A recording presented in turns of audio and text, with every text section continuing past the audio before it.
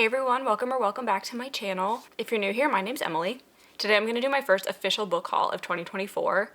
I've been on a little bit of a buying ban for January, February, and March, and then in April I allowed myself to buy books. I do not think I'm going to put myself back on a ban because while I didn't buy books for 3 months, I bought like 45 books this past month. So the whole point of that didn't happen. I did get my physical TBR down to the point where I don't have that many books on it that I started the year with, which is great. But now I have all these other books that I just spent a lot of money on. So we'll get started. I'm gonna go through in order of how I bought them because that just makes the most sense to me. The genres are gonna be all mixed up, whatnot, but I'm also not gonna talk too much about each book because I don't want this to be an hour long. So let's get started. The first books I'm going to talk about are the 3 books I got in my romance reveal box from last month and then this current month of April. I went down to 1 book in April because I wasn't reading them fast enough that I just couldn't continue to get 2 books a month for now, but I can always change it back. And the book I got in April is If I Asked You to Stay by Brianna Remus. Basically, it's about a boy and a girl in a small town that trauma bond over like bad childhoods that they had. And they are together for a while and then he kind of walks away from her when they become adults, so like her 18th birthday, and then she's brought back to that town and he's still there, and now they're just trying to come to terms. She has to come to terms with, is she willing to put herself back out there to be broken again? So this sounds pretty interesting. The cover is actually quite beautiful. I get upset when I get books, and you'll see one of them, that have like real people on them. I don't like that, and a lot of the ones out of this box come that way, but that one was cute. And then the next one I got was The Hookup Type. This came in the end of March, and it is by Brittany Wilson. And this is about a girl and a guy who are friends in college that they just start hooking up because they don't want a serious relationship, but then the girl meets someone else who is looking more for a serious relationship, so then she has to decide what she wants, and the guy that she's hooking up with has to decide if he's willing to have an actual relationship with her to not lose her. That's what I got from the back. But again, a cover that's pretty cute. And then the final book, which is a real people cover, not a big fan of, is Nothing But It All by Adriana Locke. And this is about a husband and wife that are like hitting a rocky part of their relationship. So their family kind of decides, their children really decide that they want to go on vacation together just to see if they can change things. And they basically are trying to get their parents to overcome their problems while they're on vacation. Nothing like I've really ever read before, so I'm kind of interested in that, but we'll see when I get to it. And then my book of the month I would have got at the beginning of April is How to End a Love Story by Yuling Kwong. And this is the woman that wrote the screenplay for one of Emily Henry's books, whichever one's being made into a movie first. And this is just about like 2 people that have a history together, end up working on the same show, and secrets come out and problems, you know, typical romance novel. I don't know too much about it. I have heard good things from people that have read it over this past month, and I'm looking forward to reading that. It's like, seems like a really good summer read. All right, so then I'm gonna go into the books that I bought from Target's Buy 2 Get 1 Free sale when they had that for Circle Week. And these first 3 are books that I already read, but I have wanted a physical copy of, and the first is Divine Rivals, and that is by Rebecca Ross. It's the first in the Letters of Enchantment duology, and I have read Ruthless Vows, and I've read Divine Rivals on my Kindle and have just wanted the physical copy to go along with Ruthless Vows. So I picked that up. And then these next 2, same thing.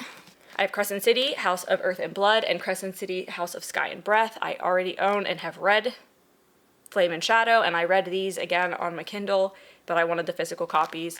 I probably will continue to try to read these on a Kindle. I think there's gonna be a 4th one. I've heard mixed reviews on that and mixed opinions on it, but I'm pretty sure she did come out and confirm the 4th and final book because there are 4 houses.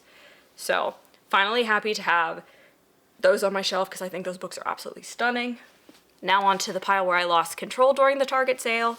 The first is Glass Sword by Victoria Aveyard. This is the 2nd book in the Red Queen series. I read Red Queen last month and I loved it. So I picked up Glass Sword because Target had it online, and I'm looking forward to reading it. I am very good right now at only buying the next book in a series or the first book in a series if I'm not sure if I'm going to read it or not. So very proud of myself for only buying Glass Sword, but very much looking forward to reading it. The next is Red Rising by Pierce Brown, first book in the Red Rising original trilogy. I've been wanting to read this for a while. Sci-fi is always kind of something that takes me by surprise. I typically tend to like these books, but they're not books that I go looking in the store for, but I've heard great things about this, and I know that there's an extended trilogy now, so picked up the first one just to see if I like it, and I'll go from there. And then the next two books are Alli Hazelwood's Love Theoretically and The Love Hypothesis. I read Love on the Brain this current month that we're in, which is April, and I loved it. I love the fact that they're STEM romances because I am a woman in STEM, so that is very interesting to me. Loved Love on the Brain, so I am looking forward to reading these two as well. Then I picked up two Sarah Adams books, The Cheat Sheet and then her new book, The Rule Book. So these are both sports romances. I think they're interconnected standalones, so I am going to read The Cheat Sheet first and then go on to The Rule Book. I think this is her first open door book, and she tells you what chapter it's in if you want to skip it. That doesn't bother me, so I don't really care. But Sarah Adams is known for writing like closed door romances, and they're cute. I think, yeah, she wrote When in Rome and Practice Makes Perfect, I believe. And I listened to those on audiobook, and they were really cute stories. So I'm looking forward to reading these too. Then I picked up The Do-Over by Lynn Painter. I have yet to read a Lynn Painter book. So when I saw this one online with other books I may like that were coming up, I selected that one. And this is pretty much, I think, like a Groundhog's Day situation for a girl. On Valentine's Day, her boyfriend breaks up with her, and every time she goes to sleep, she wakes up and it's the same day again, and there's this other guy that she's meeting, and the scenario changes just a little bit every time she wakes up until she gets it right, I'm assuming. It's a cute premise, so I'm looking forward to reading it. Then I picked up B.K. Borison's In the Weeds. This is the second book that was released in the Lovelight Farms series, interconnected standalones. I don't think you have to read them in order, but I believe this is the second one that was released. And this follows the girl that came to the farm in the first one, Evelyn St. James, and then Beckett, who I believe runs the farm. Yeah, he runs the Lovelight Farm. So they had a history, they had hooked up in the past, and you learn that in the first book, but then I guess this is a second chance romance for them. And then finally I picked up The Deal by Elle Kennedy. I was gonna just read these on Kindle Unlimited, but when they redid these covers, and they're just adorable, I love the little cartoon covers they came out with, I decided I would pick up the first one physically, try to read it. If I like it, I'll buy the rest of them. I listened to The Graham Effect, which is the girl is the product of the two people in this book, and I really enjoyed it, so I think I will like this as well. I love a good hockey romance too, because I love hockey. All right, now on to books that I don't really know how to describe them. I got them a few different ways, but the first is Emily Wilde's Encyclopedia of Fairies. I bought this for myself because I really want to read this, which will now be a trilogy. This is just a cozy fantasy about a girl named Emily that is studying fairies. She's human and she's studying fairies, and I believe there's like a cute little romance in here. So looking forward to a fun like summer fantasy. Sometimes fantasies can seem too dark for the summer, but I feel like this one will be great. Another Alli Hazelwood, I was gifted this. It is Bride, which is her first attempt at paranormal/fantasy romance.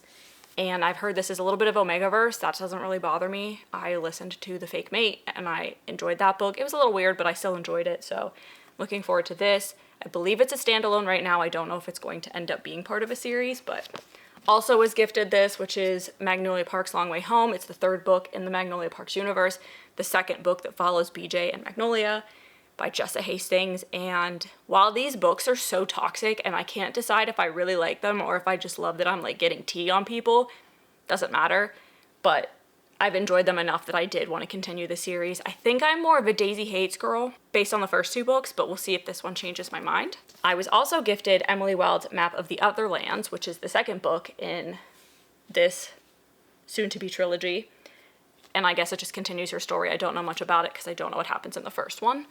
Then I was also gifted, this is the last one I was gifted, was The Atlas Paradox by Olivia Blake. I have read, and I do own the Atlas 6, and then I was gifted the Atlas Paradox, and I believe the Atlas Complex came out at the beginning of January, so once I finish this book, I'm sure I'm going to want to read the third and final book in the trilogy. I'll pick that one up when that time comes.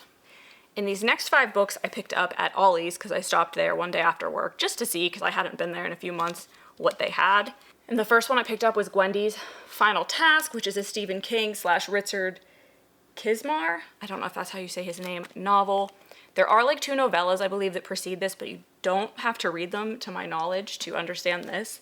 But it's just a horror story. I don't really know what it's about. There's a button box, because that's what I think the one novella is, and the box appears again in this, and he has to figure out what to do with it. That's all I know. The next book I grabbed was You'll Be the Death of Me by Karen M. McManus. I have read the first 2 books in the One of Us is Lying trilogy, and I really enjoyed them. They're just fast, quick, fun YA mysteries, And this one is a similar premise. These kids skip school and they follow another student that they are seeing skip school, and the incident turns deadly, and then from there it's just figuring out what happened. That's what the inside flap seems to say. I'm sure this will just be a fun, quick mystery to pick up when I need like a little bit of a palate cleanser that's not a romance. This next book is Influence by Sarah Shepard and Lila Buckingham. And these are the authors of Pretty Little Liars, and the cover was just absolutely gorgeous. It's actually little emojis that make up the picture. So I thought that was really cool. And this is about a group of influencers in California and like the backstabbing and the like competitive nature of the influencing business. And I believe it's like a mystery thriller type novel. Don't know too much about it, but at least it'll look nice on the shelf. I also picked up The Ravens by Cass Morgan and Danielle Page. This is a fantasy book about a sorority called the Ravens, who are not just girls, but they're also witches, I believe. And I've been on a witch book kick, that you will see, I think, in a few other books that I picked up, but I've been really into reading like witch books. I read Serpent and Dove and Heartless Hunter last month, and I adored them, so I think that's what started it, but should be interesting. Again, a very pretty book. And then the last book I picked up there was Invisible Girl by Lisa Jewell. I have read one Lisa Jewell novel, and I liked it. It was okay. There were some parts of it that I wasn't a huge fan of, but heard better things about this one, so it was like $3. I decided to just pick it up. Okay, so then the next group of books were purchased in the same day from both Walmart and Barnes & Noble, so I'll get started on those. The first is Half a Soul by Olivia Atwater. This is a fantasy Regency type novel about a girl who has half a soul, and she's like trying to find a husband. That's all I really know. I think there's 3 books out in this series right now, but I've heard great things about it. Quite a few influencers on BookTube have said that they really enjoyed this, so I decided to pick it up. Then we have The Reappearance of Rachel Price. This is Holly Jackson's newest book, and I've loved everything I've read by her. I've heard mixed reviews about this, but it's a YA mystery thriller. I'm not going in expecting like groundbreaking anything. If it just keeps me entertained, I'm sure I'll enjoy it. And then I finally purchased Binding 13, which is the first book in the Boys of Tommen series. I know I'm late on this one, but I went back and forth a lot over the past year or so about whether or not I wanted to get started on this, because I know they're like deeper, difficult reads when it comes to a romance, but I do want to give it a try. So I just purchased the first one to see if I like it, and we'll go from there. Then the next books are Barnes & Noble haul. I also picked up Better Than the Movies by Lynn Painter. So I went from never having read a Lynn Painter book to now owning 2 of them. This one I believe is about 2 friends that try to recreate and like convince this guy to go to prom with the girl in the friendship, and I think over time, because they're trying to make these scenes happen with him together, they're like practicing them together, I think, and they fall in love, I believe. I think so. It's like Friends to Lovers, which I enjoy. A lot of people don't like Friends to Lovers, but I like it. And I picked up Geneva Rose's You Shouldn't Have Come Here. It's about a woman that gets away from the city, goes to a ranch. Things don't seem too great there. There's a guy that she starts to have a relationship with, but they're both hiding secrets, and you know, it's a thriller. There's secrets. There's things that don't feel right. The cover was just really pretty. It was definitely a cover buy, but I've read one Geneva Rose book. I think that was The Perfect Marriage, and it was okay. I was a little light on my thrillers, so that's why I picked up a few of them. And then I picked up The Once and Future Witches by Alex E. Harrow, and this is about women in the early 1900s that are joining the suffrage movement for women, but they're also witches, so they're kind of turning into the witches movement. That's all I can grasp from the back, but again, that's another witch book. This was also a cover buy, but I did enjoy The Starling House by Alex, so I'm hoping that I will enjoy this book just as much. Then I picked up Ninth House by Leigh Bardugo. This is her first adult book. She now has, she has Hellbent out that comes after this in this series, and then she also has The Familiar that just came out, which I also believe is considered adult. Not 100% sure, but I'm pretty sure it's considered adult. And this is just about secret societies at Yale. Yeah, in Yale, and weird things that are happening there. I believe she went to one of the Ivies. I don't know if she went to Yale, but she used her knowledge of the secret societies from the Ivy Leagues to make this book. But it is considered fantasy, so I'm sure there'll be things that are not really believable. Heard mixed reviews about it, but I think the book just looks cool. Like, it's giving Reputation, right? So I had to get it. Next, I bought The Red Scrolls of Magic, which is the first book in the Eldest Curses duology. This is part of the Shadowhunters universe, and I've mentioned it before. I'm trying to read all of the Shadowhunters books in the order that Cassandra Clare recommends it this year, and after The City of Glass, which I think is the third book in the Mortal Instruments, this is the book that you're supposed to read next. So I needed to pick that up because I just have one more book before I need to read it. I believe this follows Alec and Magnus. Like, I think these two books are like stories about just the two of them. So I'm excited for that because I love them as a couple, as characters, as everything. So I think that'll be fun. And then I decided to torture myself and pick up Brandon Sanderson's Mistborn. I believe this is also like the Mistborn, The Final Empire. It's the first book in the Mistborn series. I've been very interested in reading one of his books. He is considered like one of the best fantasy writers of our generation, and I wanted to start with the standalone, but I have not been able to find Warbreaker in stores, and I don't like the cover that is advertised on Amazon. And a lot of his books I've noticed are like the trade paperbacks, and I'm afraid that's what it's going to end up being, and I don't like those. So I figured I'd start with Mistborn and continue to look for Warbreaker in the meantime. But again, I only bought the first book. And then finally, the 11 books I just purchased when I was on vacation, because I have a problem. The first is Mixed Signals by B.K. Borison. This is the third book in the Lovelight Farms series, so I now have the first, and I have the second and third to read, so that is a little bit outside of what I've been doing, but they're standalone, so I don't even really have to read them in order. I picked up Joe Segura's Raiders of the Lost Heart. This just looked really cute. I was at the beach. I wanted to pick up a fun little romance. I did not read it yet. Alli Hazelwood blurbed it. The reviews aren't great, but for a romance, I don't really rate them that high anyway, and I love Indiana Jones, so the fact that it was a pun on that was cute. And I think this is Enemies to Lovers, which is always a good time. I also picked up another Stephen King, Salem's Lot. I've been eyeing this book up for a while. I'm down. Nope, I had no more Stephen King books on my TBR, so that's why I picked up not only this one, but when I saw Gwendy's Final Task, I grabbed that as well. This has been one that I've been wanting to read for quite some time. I don't know that it was the best one to pick. I mean, none of his books are really like, they fit any season other than like fall or winter, so I'm gonna have to read some in the summer if I want to read one of his books. This one would probably be more appropriate for the fall. So we'll see what the TBR jar does for me in the next few months, if I end up reading this now or if I'll wait until fall time. Next, I grabbed A Door in the Dark by Scott Rentigen. I don't know how you say his name. I've been seeing this one like everywhere in Barnes & Noble and like it's just coming up on like advertisements and stuff for me online. So I picked it up. I think the second book just came out, like A Whisper in the Wall. It's something like that. And this is basically just like a YA dark academia thriller. They are wizards or witches or something. Yeah, they're witches and wizards at this like magical school, and there's like a fight that happens and a portal opens up, and some of the kids that are fighting end up going through the portal, so they have to like work together to get back. That's all I got. This is part of the Waxway series, I believe it's called, when I looked it up when I purchased it, so we'll see. Hopefully it's a fast read because it is YA. And I picked up The Chateau by Jacqueline Goldis. This was also a cover buy. I literally picked up 2 books in the one bookstore at the beach and read them, liked them both. I held them up to my sister and I was like, based on the cover, which one do you like better? And she picked this one. It's about these 4 girls that did like a study abroad program together, and they're now going to visit the house that they visited when they were in France. And while they're there, one of them is murdered, and then it's finding out who and why and how and all of that. So again, a cover buy, but at least it'll look nice on the shelf if I don't like it. I picked up Final Girls by Riley Sager. I read House Across the Lake by him in January or February, and I really liked that. And I want to read, is it the only one left?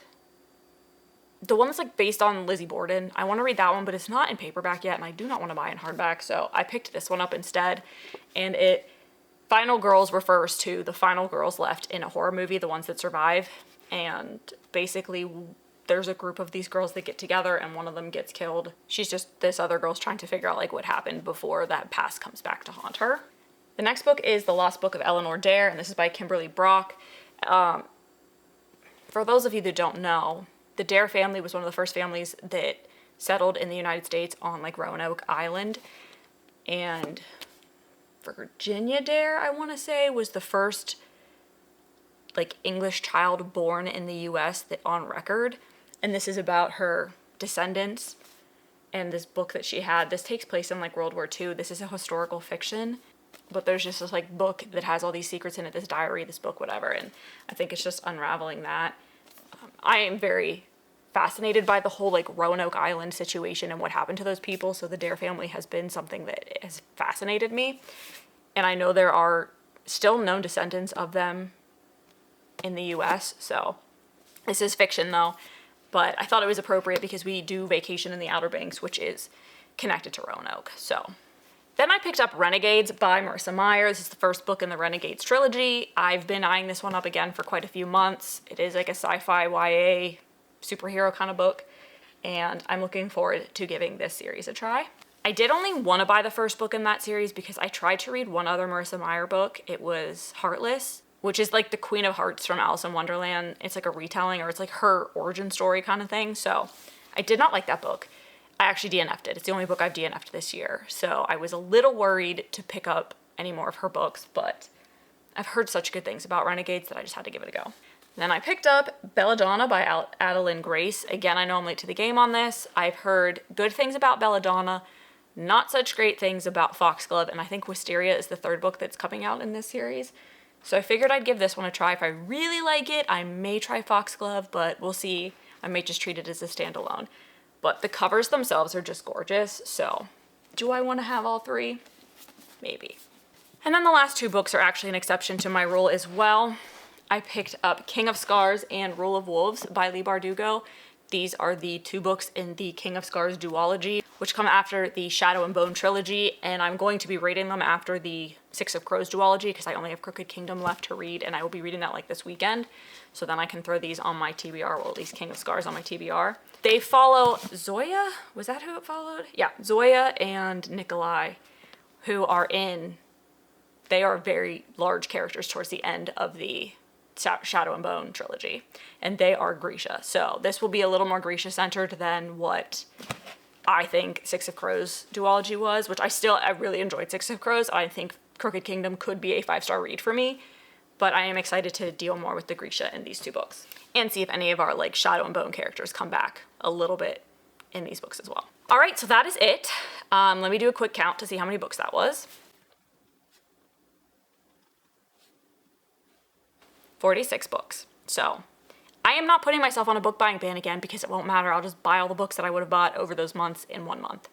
So when I need the next book in a series, when I see a book I like, I'm just going to pick it up. But maybe not for the next few weeks at least, because I got to get through a lot of books now. Thank you for watching. If you've made it this far, if there's any books that I talked about today that you're like, you need to read that right away, let me know.